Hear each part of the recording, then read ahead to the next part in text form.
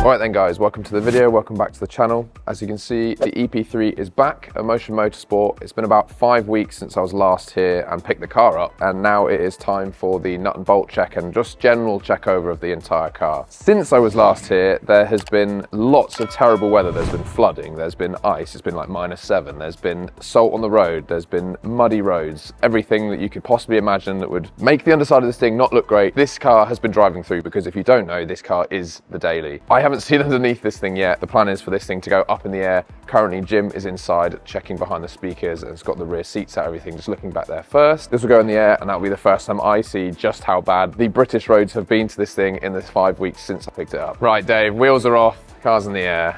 Sorry. It's really dirty. Like, it's so dirty. Obviously we do the bolt check anyway, but just for some transparency for everyone, I'll just get a sponge and just wipe all this off just so you can see what it actually looks like, rather than just hidden by all this insane amount of mud that you've managed to get on the bottom of it. I've cleaned the outside of the car. By doing that, it sort of makes it look like the car's nice and clean. But I deliberately left everything on the underside so that everyone could see just how bad it is. The thing which I think is worth mentioning is how much stuff already is in here. That is terrifying how quickly that amount of stuff has gone there. Yeah, and that's the thing where there's almost an argument to keep an arch line. Once you've done the underside, if you're going to put the arch liners in and then take them out every 2-3 weeks and clean it up, then there's not really any issue with doing that, and it does help prevent this, which you just can't get away from. We'll get a sponge and just quickly clean one of the arches.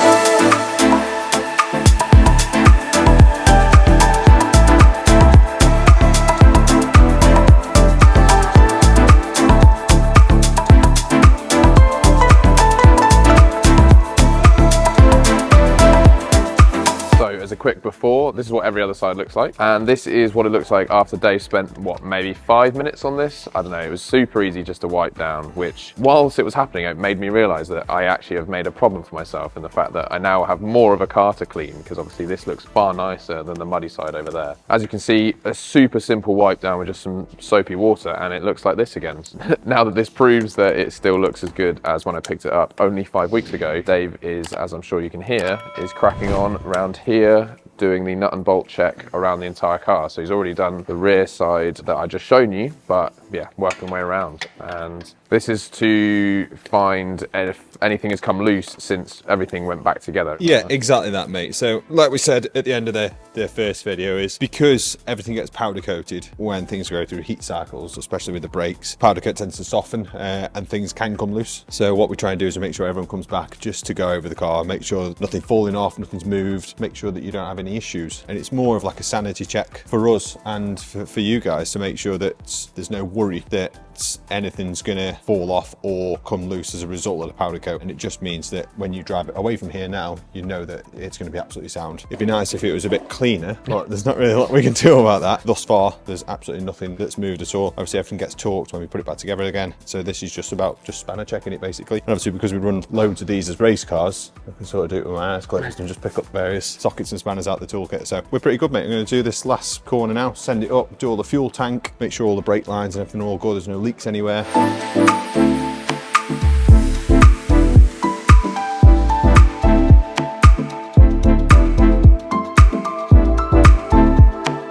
And now the car is fully in the sky. You can see just how disgusting, it is under here. This is what the outside of the car did look like as well until the other day, but the entire underside, well actually, apart from what looks like this area, this is still nice and fresh. This bit hasn't been hit by anything, but you can see over here is just completely brown and gross. That's disgusting. Yeah. But I guess, yeah, this is what happens when you daily drive this thing. And I know I got so many comments of people being like, I wouldn't drive that in the wet or anything. I was like, well, rip me, I guess, because there's nothing I can do about it when this is the daily. Look at all of that. Ugh. Because the protection is all over it. If anything, actually easier to clean than it would be before, because it will just wipe away. Based on how easily Dave did this whole area here, I could actually just wipe down the entire car in not that much time at all, really. So whilst we are under here, actually what I thought I'd do for you guys is go round the underside of the car with Dave to walk through how you can best set your EP3 up for fast road and sort of go a little bit beyond how you would just do it with just the coilovers and things to be able to adjust. Because the way this thing thing drives now is insane, and if you're wanting to replicate that, you don't have to restore the car to get the same results that I've got in terms of the handling. So if you're looking to change how the EP3 drives, because it is worth it, we're going to run through everything that you'll need and the benefits that each of those things will give you. So yeah, let's get into it. Okay, so I think the best way to do this is sort of analyze what is on this car and give you an idea of what each thing does and why it's of benefit and why it makes sense to do it to the cars now. So obviously, coilovers. You don't need coilovers for a fast road car. You can run lowering springs on the standard dampers. I would suggest that you change the dampers because of the ages of the cars now for like a Sachs OEM unit, or you can go to like a Bilstein. So you don't need coilovers, but lowering the car definitely helps, A, with center of gravity, and B, with the stiffer spring rate. So that's the first thing. Secondly, to make the most of that, you then need some rear camber arms so that when you set the front camber and toe, you can set the rear camber and toe at the same time. So the toe is adjustable on the bolt, which is a standard unit. 95% of cars now, this is totally seized, which is one of the reasons that I would suggest that you change the bushes as well. So the standard toe at the rear is adjusted via this bolt, which is stock, which is available to any EP3. The camber arm, the standard one, is fixed. Now these, as you can see, are adjustable via the turnbuckle in the middle. So if you're going to do a fast road setup, you need camber arms and you need a way of adjusting the camber on the front. So if you go for a spring and a damper, you can use a camber bolt. You can get up to about 1.5, 1.6 degrees of negative. If you're using a coilover, 95% of coilovers come with an adjustable camber top mount. Some don't, so just be sure when you're ordering it that you either get the camber top mount or a bolt to suit. So that sort of covers a fast road setup. The bits that are on this car as well to accompany that are, like we said, you've got the coilovers at first. Then when you lower the ride out of these, you really want to look at putting these roll center adjusting ball joints. So a standard ball joint, the arm sits up here. So if you imagine when the car is lowered onto the ground, this arm is at a more upright angle from the outboard side, if that makes sense. So when you lower the car, this arm goes up. And when you do that, that means that the roll center comes further down in the center of the car. So the more of an angle this arm is out, you can lift or lower the roll center. So when you lower the car and you don't change the ball joints, the roll center comes down here, which means that the roll stiffness of the car changes. It actually gets softer and will roll more because it moves about this center point. When you change these ball joints for a roll center adjuster ball joint, it lowers this lower arm. So it brings that roll center back up again. So again, changes the roll stiffness of the car, which means that the car feels much stiffer in roll torsion, roll across the axle. And obviously when you lower the car, you can get a lower center of gravity. So these are a really good modification to do, and I would definitely suggest that you fit them if you're lowering the car. Then you've got the front bushes, which obviously you already had in your arms anyway. And these are a caster increase bush. So what that does is it moves the lower arm forwards in the subframe and this ball joint forwards. Now what that does is the inclination between the top mount and this ball joint, that is your caster angle basically. So when you move this lower arm forward, you can increase the caster, which means mid corner you have more dynamic camber. So mid corner there's more camber, which gives you more grip. Those, the roll centers and the coilovers on the front, are pretty much all you need. If you're going to run anything above 2 degrees of negative camber on the front, say you're using a semi-slick tyre and using the car on track, then you definitely need some shorter steering arms as well. If you're using it on the road and you don't run more than 2, then a standard steering arm works absolutely fine. On your car you've got standard steering arms, so yeah, you don't need to do anything more on the front of this in terms of suspension stuff to make the car much better than it is in stock form. Good for fast road and also really good for light track use. At the rear, obviously the coilover and the spring rate that you choose depends realistically on how you want to use it. If you're buying coilovers and then camber arms and bolts to set the car up as just a daily car that you just have a bit of B-road fun in, then the strings that come with the standard coilovers are okay. They're a bit soft on the rear, so we always say if you're going to use it for fast road and then a little bit of track, then definitely change the rear spring rate, which we did on yours. Obviously because it's not a track car fundamentally, we went halfway house with a 14 kilo. If you're on track, you're going to be 16 plus. The trailing arm bushes and the rear upright bushes have been changed. Now whatever happens now and you buy an EP3, all of this rubber is going to be 20 years plus old. Whatever you do, if you're going to look at making the car better over fast road or for track use or anything like that, or you're setting it up to be or handle as best as you can, definitely look at changing all these bushes. There's no downside to doing it. These are a hardened rubber version. You can get sphericals if you can use it on track, because obviously much better because there's less unwanted geometry change, but the hardened rubber ones are pretty good for the road and for general track use anyway. These bushes at the back, we've gone Super Pro.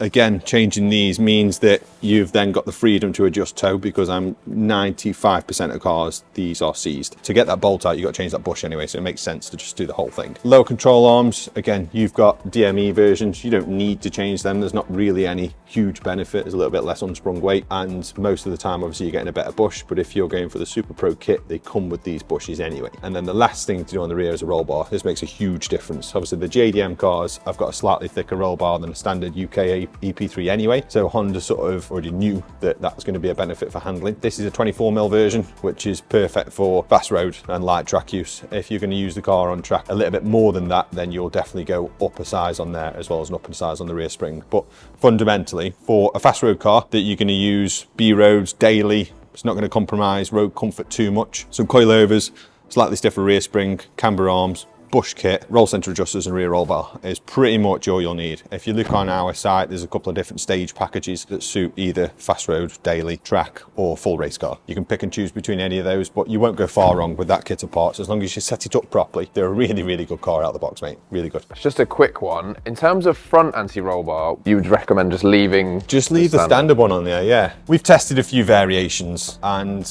even on our race cars, we run a standard roll bar. Because of the inherent understeer in a front wheel drive car, you want to try and get the rear to rotate and the front to pitch around, just so you can get the most from the grip in the front tyre. There's an argument to say that if you go for a stiffer roll bar and a stiffer spring, then wider track and a better tyre and a slick, then that would work. But with a semi-slick tyre, which what most people use, the standard front roll is more than ample. If you go for a thicker roll bar, what you tend to do is just shift the balance back to understeer, which is obviously not what you want to do. So standard roll bar is absolutely fine. The JDM version is exactly the same as the UK version, just a different shape to get around the exhaust manifold. So don't let anyone tell you that the JDM version is thicker. It's not. It just gives you more exhaust manifold clearance. To be honest, you don't really need them that much of the time. Just depends on which manifold that you're running. In terms of other sort of, I suppose, supporting bushes and that sort of thing as well. Yeah, so engine mounts. The front and rear lower ones are the ones that really take the most stick. And the cheap way to do this is just to put some inserts in there. So Energy do some inserts. Really good, super cheap. It's about 30 quid for a set. Yes, there is some cabin vibration, but the trade-off or the compromise between how much better the car feels on and off the throttle and through gear change versus how much cabin vibration you get, I think is well worth the £30. Whilst you're doing the bushes, definitely do that. You've got to take the subframe off to do most of it anyway. Aside from that, really, unless you're going to start using it on track or you're getting serious in your B-road car and you're going to then fit a diff, realistically, you don't really need to touch much else. The diff and some upper engine mounts and some brakes are pretty much all you really need to do. You can start messing around with final drives and things like that, but do you need that? No. Does it make a difference? Yes. Is it worth it?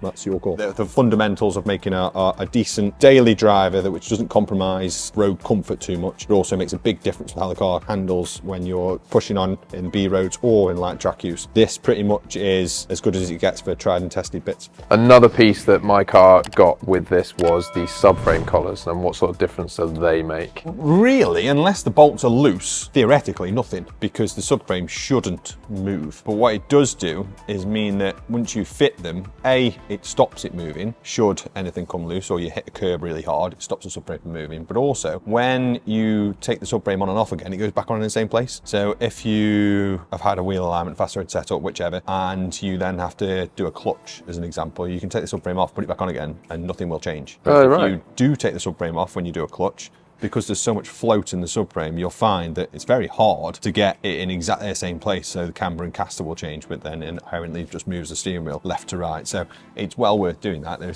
really inexpensive. Again, we sell those, or you can get them from various different places. It's about 45 quid. And it makes a lot of sense to stick them in when you've had the subframe off and back on again pre a wheel alignment. It just means that everything stays exactly where it is, doesn't move around, and gives you the ability to change or remove and refit the subframe without thinking too much about it affecting the alignment. Dave's just putting the wheels back on now, and this thing's going to come back down onto the ground, and that is everything done for the day. But either way, guys, hopefully you found this one useful, and this does kind of round out everything to do with the underside of this thing. So hopefully you've enjoyed all of the videos in the series for this. Don't forget to subscribe if you've enjoyed this one. If you're looking forward to more content with this car in the current state that it is and modifications still to come, like this one, comment down below on what you think of how filthy this thing is now, and I'll catch you guys in the next one.